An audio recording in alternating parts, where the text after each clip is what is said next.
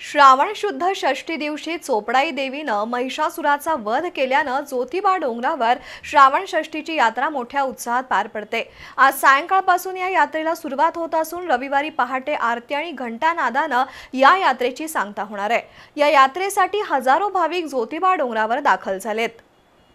महिषासूर या राक्षसाचा वध करण्यासाठी चोपडाई देवीनं अकराळ विकराळ रूप धारण करून महिषासूर राक्षसाबरोबर युद्ध केलं। युद्ध सुरू असताना महिषासूर राक्षसाच्या पडणाऱ्या प्रत्येक रक्ताच्या थेंबातून नवीन एक राक्षस निर्माण होत होता। या नवीन राक्षसांची निर्मिती थांबवण्यासाठी चोपडाई देवीनं महिषासुराच्या शरीरातून पडणारं सर्व रक्त प्राशन केलं। त्यामुळे महिषासुराचा वध करणं देवीला शक्य झालं। श्रावण षष्ठी दिवशी देवीनं महिषासुराचा वध केला, परंतु महिषासुराचं रक्तप्राशन केल्यामुळे देवीच्या अंगाचा मोठा दाह होऊ लागला।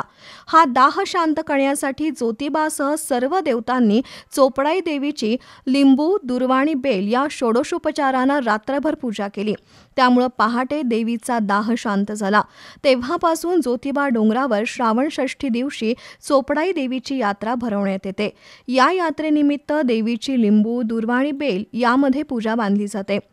भाविक श्रावण षष्ठी दिवशी ज्योतिबा देवाबरोबरच चोपडाई देवीचं दर्शन घेऊन आपल्या घर संसारामध्ये दाह कमी होऊन शांतता नांदावी म्हणून आशीर्वाद मागतात। तसंच देवळातील राखणेचा नारळ म्हणून श्रीफळ घरी नेऊन त्याची वर्षभर पूजा करतात।